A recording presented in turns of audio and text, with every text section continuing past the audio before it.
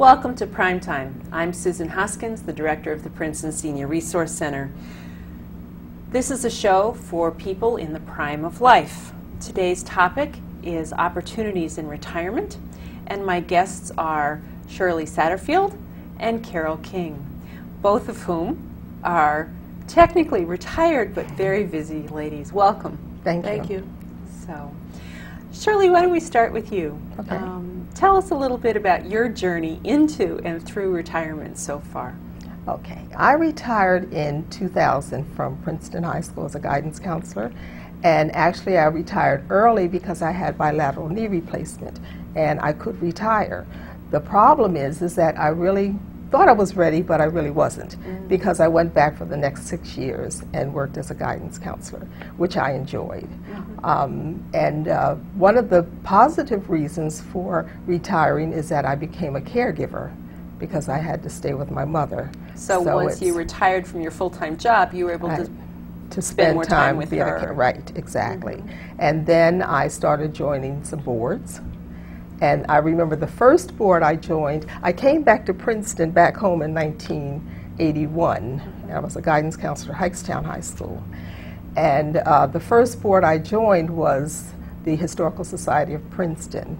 And that was in 1990. Wow. Yeah. And so I've been with them and I really enjoy it. And I remember in 1996, we had an exhibit of the African American community, and from that I started a walking tour, because there's been walking tours of Princeton, but they always seem to stop at Wiggin Street. Like there's no history from Wiggin Street to Birch Avenue, so that's why I started the walking tour of the African American community. History. Very much, yes. Yeah. Yes. So you've done a lot. You've been a caregiver, you've been on boards, you are doing the walking tours to help people learn about the neighborhood and its evolution. And I know you're also a grandpal. I am a grandpal. This will be my third year Okay. as a grandpal, and I'll be at Little Brook School. That's great. Yeah. Grandpals is a program of the Princeton Senior Resource Center. We have older adults who read with the kindergartners at Little Brook and Riverside School, and they're matched one-on-one or two in a group. And I always think that one of the magical things that happens in Grandpals is watching children evolve from non-readers into readers. And the excitement that they get coming in and grabbing books. You know, they always want to be the ones to get the books and who reads first. Yeah. And when I first started, read to them and then I read to them, and then sometime they will tell me about the pictures. But I started at Riverside, because the teacher who taught kindergarten, I was her guidance counselor. Oh, wow. Yeah, so that was pretty special. Yeah. And I know we hear from the children, too, about how special that is, because many of the children don't know their own grandparents. Exactly. And having that person who comes and spends special time with them every week is just magical. Yeah. It's one, I look forward to it every week. That's great. Yeah. Well, if anybody's interested in learning more about Grandpals, call the Senior Resource Center, because we are recruiting for this fall. Right. And it's a marvelous program. Yes. So, Carol, how about you? Tell us about your journey in retirement. Well, I was on the faculty at Temple University, and since I was a non-tenure track, my budget line was cut, and I was retired 2 months shy of Social Security. I thought that I would continue to do some online teaching. I was mentoring is the term, one course for Thomas Edison State College, and I thought, oh well, I'll just get a couple more courses and fill in the income, and I'll be fine. And I found out very quickly that sitting at home alone, because I live alone, with unstructured time was deadly. And I thought, I need to get out of this house and I need to be with people. And so I got my resume together and I started looking around. One of the things I found was there was a demand for people who had QuickBooks skills, bookkeeping skills. Now, I had learned to use QuickBooks as a volunteer for the opera festival that folded about that time. So I had a marketable skill there. The difficulty I had was reconciling the fact that I'm a bookkeeper. I'm not a college professor.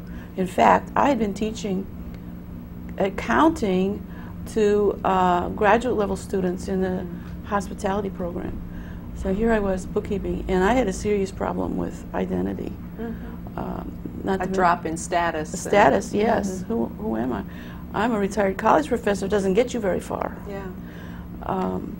So in the process, I picked up several little accounting bookkeeping jobs, QuickBooks jobs, and eventually the senior center had an ad in the paper, and I walked in there, and I was hired as their bookkeeper, that solved the structure problem and the interpersonal contact problem. It didn't really speak to the identity problem until what was it, 3 years ago? Yeah, we started talking about a new project idea. We started a new project, and Susan said, I have this grant to start a program on engaged retirement, and I'm going to hire somebody. And I said, no, you're not, because I'm right here. And so that has really been a boon to me.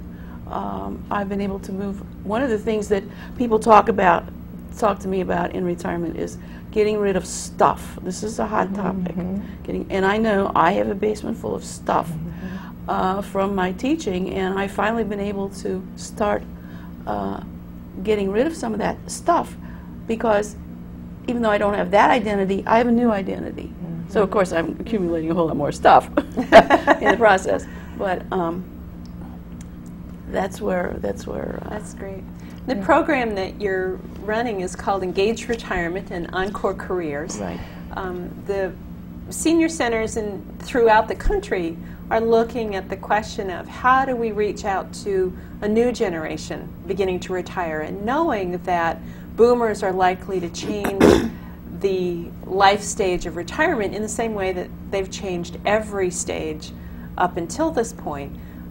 But it's an interesting charge also as a senior programs organization to think about serving people between the ages of 55 and 105. That there are 3 or 4 generations in there, each of which has its own idea about retirement, its own idea about aging and what their role is. And so as we started thinking about how to reach out to the 55 to 70-year-olds, we started thinking about planning for retirement, and in talking with you, that realization that a lot of people do planning, financial planning, and think that they're set, but there are other aspects to planning a satisfying and successful retirement. Can you talk about what some of those other aspects are that you've built into your program? Well, one of the issues is that the boomer women are the first generation where there is a significant number of managerial professional level women who left the home to be in the workforce, and they come to the end of their working career and suddenly they're back in the home. And this is a role that they maybe not fully rejected, but moved beyond, and they're looking to use those skills in other ways to get out of the home. Corollary with that is spousal relationships.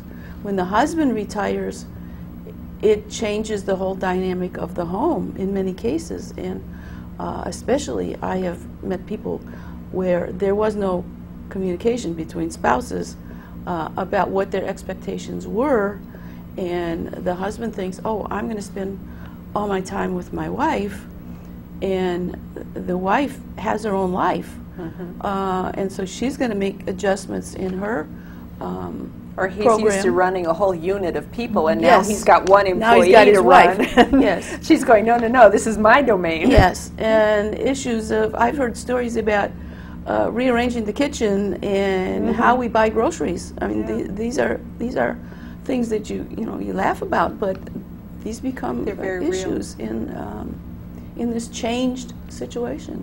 One of the things that I'm finding as I talk with particularly caregivers, is that many people in this generation had ideas of retirement. When I retire, I'm going to travel, I'm going to study.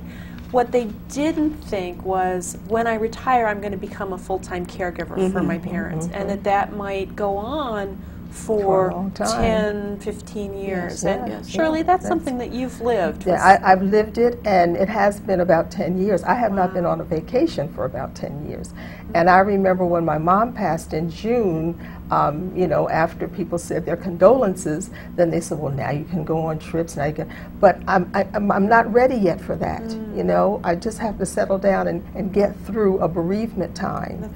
That's and important. then I will start planning trips. I know one of the trips is to see my daughter in California at Christmas time, and I'm looking forward to that. Yeah.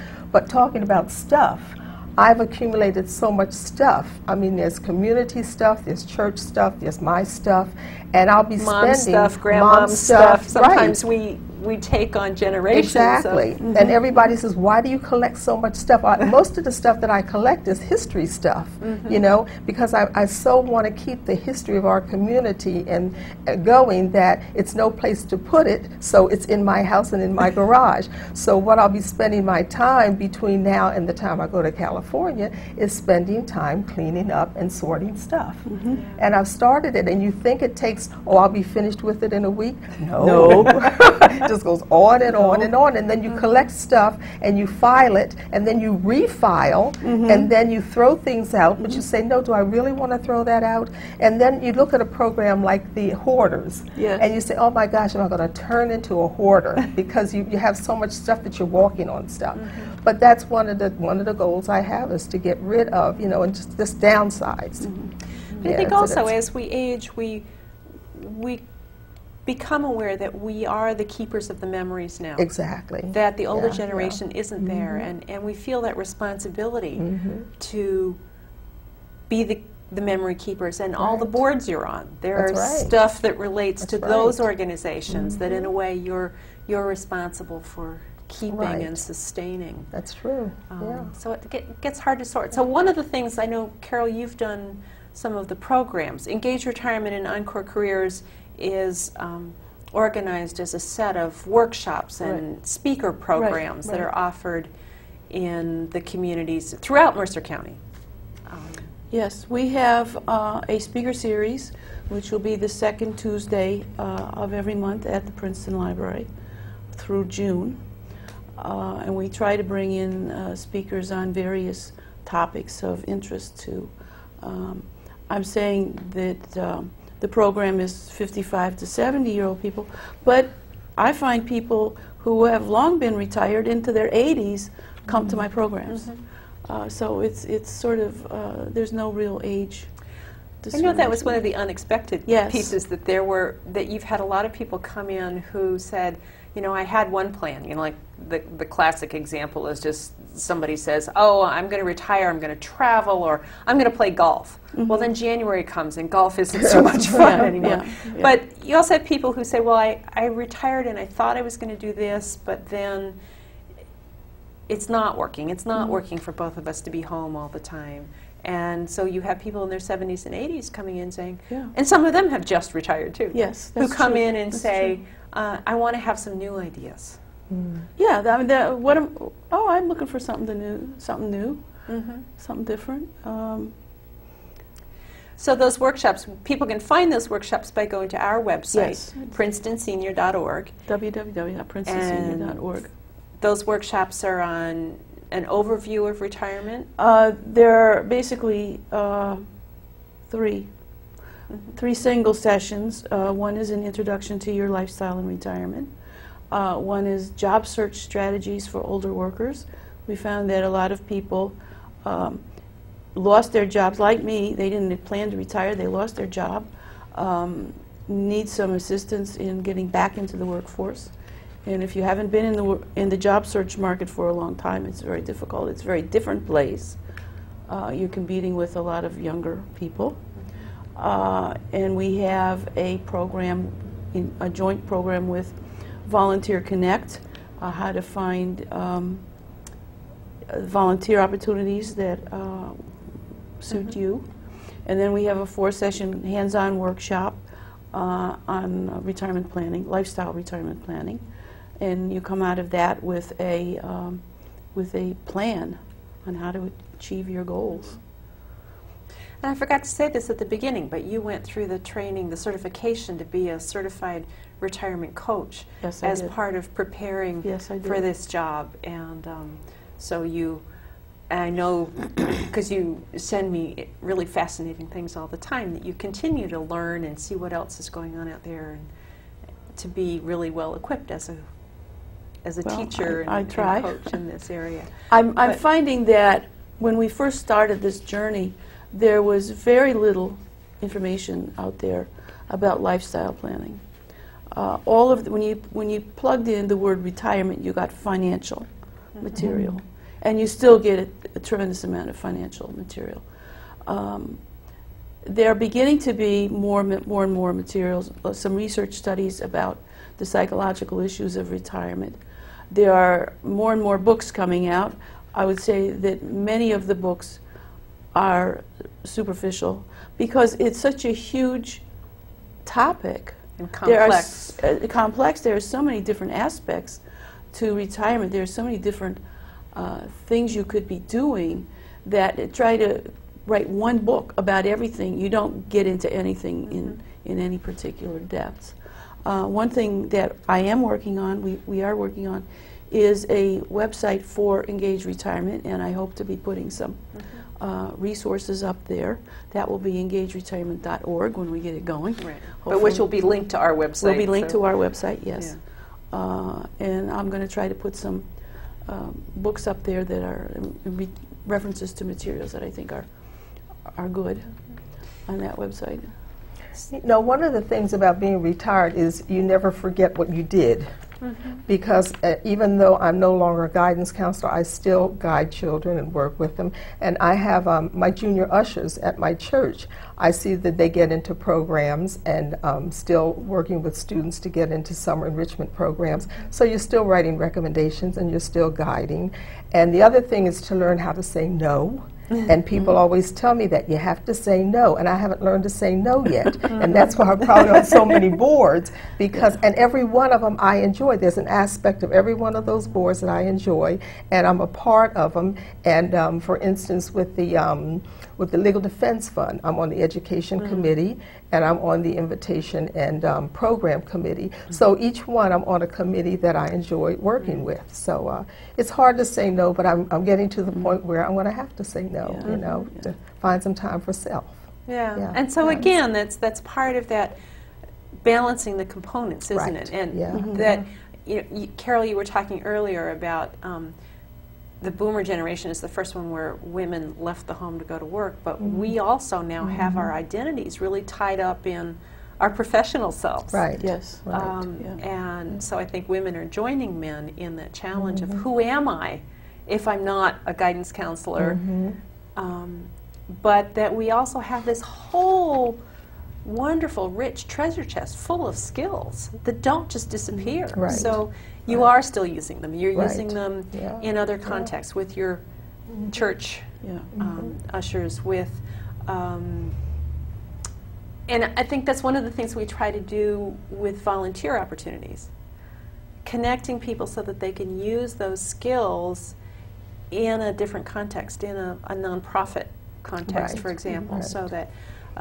well, what you did, you had a skill from teaching accounting that you translated into doing bookkeeping, and you're doing bookkeeping for several nonprofits, none of whom can afford a full-time bookkeeper. Right. But you support several really good causes by doing that function that most of us executive directors are not experts at. Well, you have to find a mix that gives you satisfaction. This issue of giving back and working in the nonprofit sector, this is what Mark Freeman was talking about when he wrote his book on Encore Careers. And excuse me, the idea of using the skills that you have from your career, and the education and the contacts and the knowledge, and using those in some way to give back to the community. Yes, you're not making nearly the money that you would have made as a full-time professional, but you are giving more back. There are many ways to do this, either on a part-time basis, on a project-by-project basis. We've been talking about the phenomenon of voluntourism. That is volunteering, but you can combine volunteering with traveling around the country, worldwide, and you get to see a part of the world that you would never ever see as a tourist. Right. I have friends that have done Habitat for Humanities projects in Mexico and Guatemala, and they love it because it gives them a chance to practice and use their Spanish. But when you're working side by side with people in the community, you get to know the community and experience the community in such a different way than if you're going as a tourist. We did the same thing in the bayous of Louisiana, where we were doing service there and working with the Native American people who were there. Very different experience than visiting New Orleans as a tourist. I remember when I used to visit colleges in New England every summer, and we would stay in places where there were elder hostels in colleges, and I said, "Oh, when I get old, that's what I'll do. I'll go with elder hostel." I don't even know if they have elder hostel Yes, they anymore. do. They still do? But it's called Exploritas. something else. It has a new name. Oh, is that what it is? Yes. Yeah. Yes. Oh, okay. And they've opened it up, so you don't yeah. have to be 55 anymore Right. to do it. But you're right, and that ties in the education piece too. So we've talked about volunteering. Some people continue to work, and we can get back to that, the Encore career piece. But let's talk a little bit more about traveling, studying. What kinds of things are you doing in lifelong learning? Well, I'm on another board. I'm on the board for the Presbyterian Historical Society, and we meet 4 times a year at the Presbyterian Historical Society in Philadelphia. And that's interesting to me because I'm also finishing up a book, which the church is really working with me on, trying to get finished, on the history of my church. So there's going to be travel with that because I'll have to travel to Philadelphia to do research. But it's always, and again, it's always I'm doing something for, you know, if I travel, I'm traveling for something else rather than enjoying myself. So, but I do get, but I do get enjoyment out of doing that, you know. So, so that's what I'll be doing. I'll be doing more traveling, but it'll be traveling and research. Okay. Yeah. And you're both taking classes this fall, I think. Yes. Yeah. What are you? Well, I'm taking classes at Princeton Adult School. I think it's a 3-day session on how to get organized. Oh, okay. Because that's very important. I should send people to that course. Yeah, right. And hoping to do one on stained glass, which I wanted to do for so long. So that's great. Yeah, might be doing That's one. great. Yeah. And then I want to take some courses at Senior Resource Center. I think I'm going to take Tai Chi again. Great. Yeah. Cool. Well, I'm taking an evergreen course. I looked at my schedule and I said, one of the things that people tell me, "Oh, I'm so busy," and I say to them, "But are you having fun? Yeah, that's true. Are you just busy for the sake of being busy, for filling up that empty time? Are you really having fun?" And I said, "Carol, you need to have some fun." So I'm taking an evergreen course, and I've also signed up for a course at Princeton University. Great. Yeah. There are a lot of opportunities. I remember encouraging you to take an opportunity to go out to the Santa Fe Opera last year. Yes, I went. Travel and that study was that was an Did you elder go? because hostel one of trip. your passions. Yes, we did that. So there are lots of opportunities through Elder Hostel or Exploritas, through the adult school, the university, and through our Evergreen Forum program to take classes for, sometimes it's just a couple of sessions, sometimes it's 8 or 10 weeks. That's great. Let's go back and talk about Encore Careers for a minute. We began to see that with the difficulty with the economy, that many people were wanting to return to work. Either they had retired early, or they had retired unwillingly, or for one reason or another, needed or had been laid off, needed to return to work. So we added that to the Engaged Retirement program. What are some of the things that you're finding in that? Well, that has been a very popular program. In some cases, they are people who have been laid off. In other cases, they're people who retired some time ago, and they look at their income and their portfolios and saying, I need to do something about this. I need to get a little more income here. One of the issues that I find frequently is that older people do not have their computer skills up to date, and particularly they're not comfortable on the internet. And number one, the internet is where the posted jobs are, and that's critical. Going along with that is knowing how to protect yourself against spam and against job scams on the internet, because they are all over the place as well. And for some people hear spam and scam, and they just, I don't want to have anything to do with this. That's unfortunate, because that's putting a roadblock in your way. Knowing how to go onto the internet and find out about companies, find out about opportunities that are out there is very important.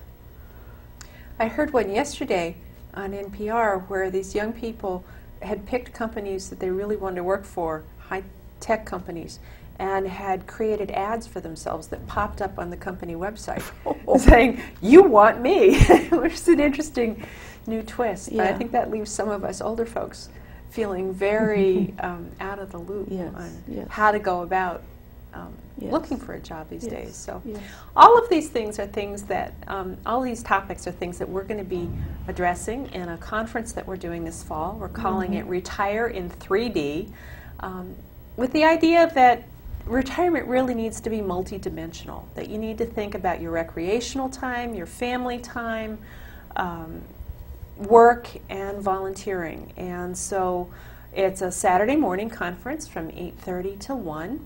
We have a keynote speaker, Willow Carey from WHYY in Philadelphia, who's been working on their Wider Horizons project and doing a lot of work with people about boomers in retirement. And she's going to talk with us about what she sees as key issues and exciting opportunities coming up. We'll have workshops on financial essentials for retirement, legal essentials, engaged retirement. You're going to run your introductory workshop, encore careers, volunteering, voluntourism, and relationships and sex after 50. A lot of folks who are single and interested in connecting with new relationships. So that's going to be an important part of planning it. It's going to be October 23rd at the Suzanne Patterson Building in Princeton. We will put up information about that at the end of the show, as well as contact information for the Senior Resource Center. Thank you both so much for joining me today. Thank you, Susan. I'm very excited about this topic. I think it's an important thing for all of us to begin to be thinking about, whether we're 40 or 50 or 60 or 70, how do we want to spend our time? And you don't have to be old to retire. And when you retire, you're not old. That's right. That's right. Great note to end on. Thank you so much. Thank you. Thank you.